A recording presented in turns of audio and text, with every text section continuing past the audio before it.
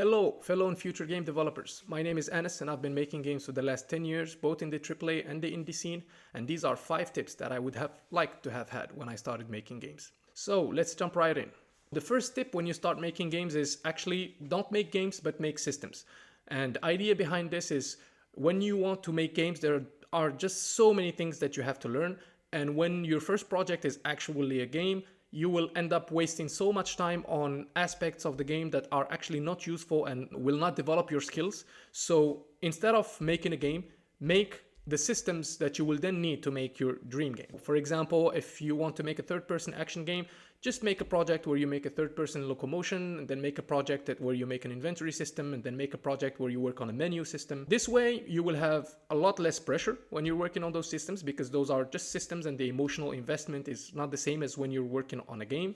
If you just get bored of a system, or you just don't want to work on it anymore, you will not feel like you're abandoning a project. We all have abandoned so many projects. We have left projects when we got burned out of them, or when we realized that they were overly ambitious, or that we did not have the required skills to actually finish them, and it can actually pile up and it can burn you out from game dev in general.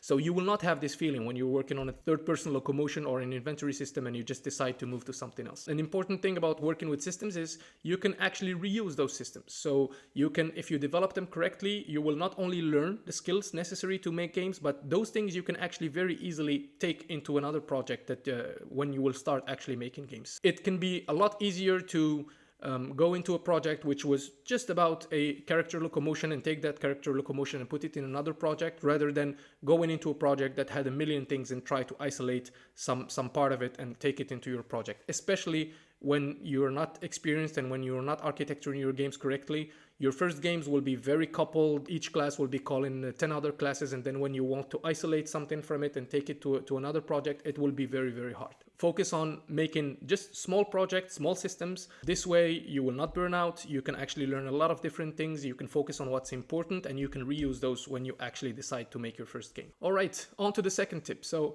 my second tip may sound a little bit counterintuitive, but I really recommend to not use plugins and assets from the marketplace when you're starting. You will not learn a lot from using a system. Yeah, like actually if you get an asset or a plugin to deconstruct it and learn from it, then yes, that's a good idea.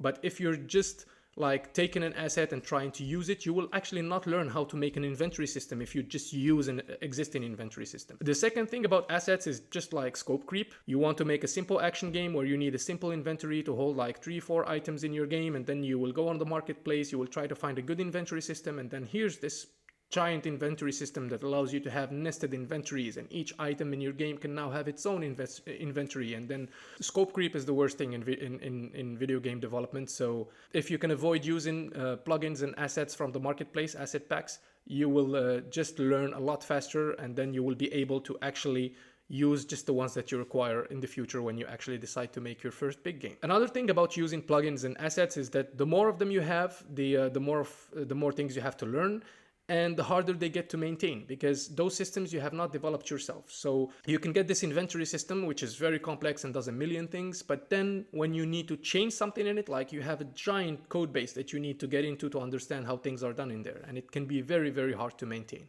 So my recommendation about using asset packs and plugins from the marketplaces is use them to learn, but don't use them in your first project. Before we move on to the third tip, I want to talk about this video's sponsor, me, myself, and I. So if you're getting value out of this video, please like and subscribe if it's not yet the case. And most importantly, please go wishlist Warden's Will on Steam. The link is in the description. Warden's Will is a game I've been working on for the last 3 years. Now we're a team of 15 people working on it. It's overly ambitious for such a small team. We're making a multiplayer co-op third-person action roguelike with superhero movement. It's an awesome game. It's inspired by some of our favorite games like Risk of Rain, Outer Wilds, Returnal, Hades. So please, it would help immensely if you can give us a wishlist on Steam. We really need the visibility right now.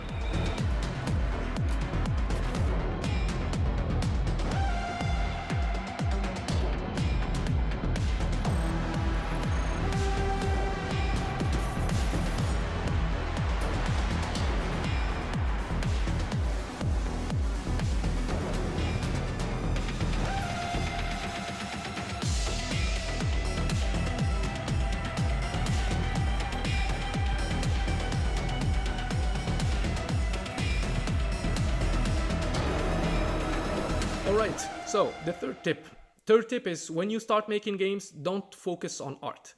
Unless you're an artist and the games you want to be making are like walking simulators that are mostly focused on storytelling and art. If you're actually like just want to learn how to develop games, you can waste a lot of time on art. And a common mistake that I see with a lot of aspiring game developers is the moment they get into an engine, they're like, all right, I don't like the mannequin, I don't like the world, let me go and grab like this crazy looking character and these crazy looking assets, and I will put them in the game so my game will look a lot better and I will feel satisfied about that. But the problem with that is that you will waste money sometimes, you will waste time integrating those assets, and most of those assets you will end up replacing anyways when your game evolves. My recommendation is just work with the gray box, just work with the mannequins that come with your engine of choice. It will be a lot easier to use animations with the mannequin, to actually level design with just gray box. And then if your gameplay is fun with the gray box and with the mannequin, then it will be just a lot more fun when you actually put art into your game. So just stick with the mannequin, stick with gray box, try to make fun gameplay, and if your game is fun, then it will just be better when you actually put art in the end. All right, okay, so fourth tip. This may be like the most important tip when you actually start learning game development is keep your project time short and keep moving on to new things. So you can really easily burn out when you are a perfectionist and when you don't want to move to something else. You're stubborn, you're like working on this inventory system and you just want it to be as perfect as possible. One thing that is important when you're learning game dev is that there are skills that you can use on different aspects of game development. There are design patterns that you will actually be able to use whether you're working on your character or your inventory or your menu. And working on different aspects of game development will sometimes teach you how to make those specific things, but they will also teach you general things about your engine. So let's say you work on an enemy system and you work on that for 2 weeks, and that's good. You have enemies that function, that have behavior, they can attack, they have a damage system, they have a health system, great. Now you move on to working on an interaction system. So you get some tutorials for interaction systems and you learn about the observer pattern. So in Unreal Engine, it's called the event dispatchers or delegates in C++. This way you can have less coupling between your classes. You don't need to cast, you don't need this class to actually know about the things in this class, so you can just listen to some things that happen on this class. And when you understand how the observer patterns works in Unreal or Unity or Godot or whatever you're using, it will give you ideas on how to make your previous systems better. You'll be like, oh, actually I can use this system in my enemies to do this thing that I was doing the wrong way before. And you will only get these ideas if you've already worked on multiple systems. You'll only get an idea of how to use the observer patterns on enemies if you've already worked on an enemy system. So really working on different aspects of game dev will always be beneficial, as sometimes you learn techniques that are useful in many areas and transfer well to other systems that you've already worked on. So the best way to develop your skills is to work on multiple things really fast when you learn, and actually iterate on the previous systems that you've already made. So don't work on an enemy system and then just leave and be like, all right, I'm done with enemies. Let's say you work on an enemy system for 2 weeks, then a month after that, come back to that enemy system for a couple days or for 1 more week. Try to look at what you've done before, try to make it better, and then do this on most aspects of your game. This will be a lot easier to do if you've respected the first step, which is work on systems and not games. And in the end, you will end up having a good library of systems that you've iterated on multiple times, that you know really well, that you've made better. And then when the time comes to actually make your game, you will actually have pretty well-developed systems that you can use very easily, and that will kickstart your proper project. And my last tip and this may not come as a surprise to a lot of people, is don't do multiplayer. Just when you're starting, just don't do multiplayer. You can experiment with it. You can develop a multiplayer prototype similar to the other things like inventory or anything else. You can try to understand how multiplayer works, but just really don't do multiplayer in your first games. Multiplayer can be not only very complicated to develop, but it takes so much time to do multiplayer. So when you start learning multiplayer in an engine, for example, like Unreal, you may get the idea that it's very easy to do multiplayer in Unreal. You'll be like, all right, this is actually, they have a great networking system.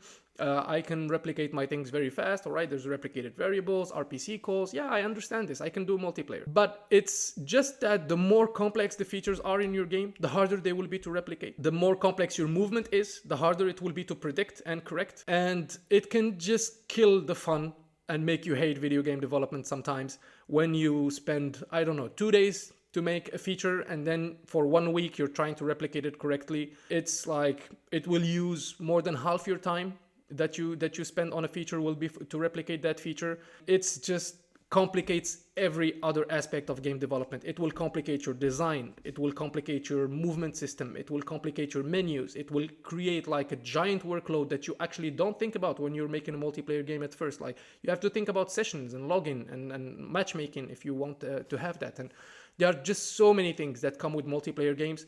And as someone who's been developing multiplayer games in both the AAA industry and on my game right now, I can tell you that it can be the least fun part of making games. I'm not saying don't ever make multiplayer games. We all love cool multiplayer games, but when you're starting, just don't do multiplayer. You have so many other things to learn.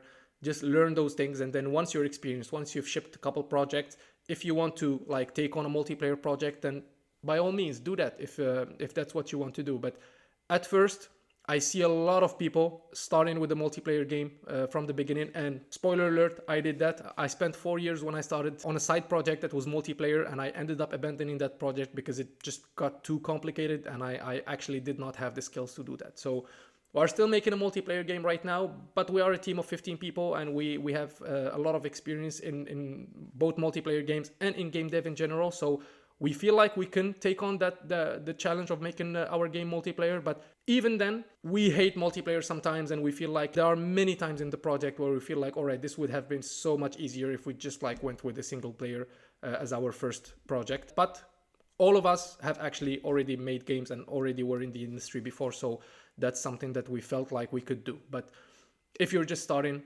don't do multiplayer. So yeah, those are my 5 tips that I wish I've had when I started making games. I hope these are really helpful to you guys. Don't forget to like and subscribe if it's not already the case, and please go wishlist Warden's Will on Steam. It would be a great help for us, and we're really doing our best here to deliver one of the best roguelikes ever.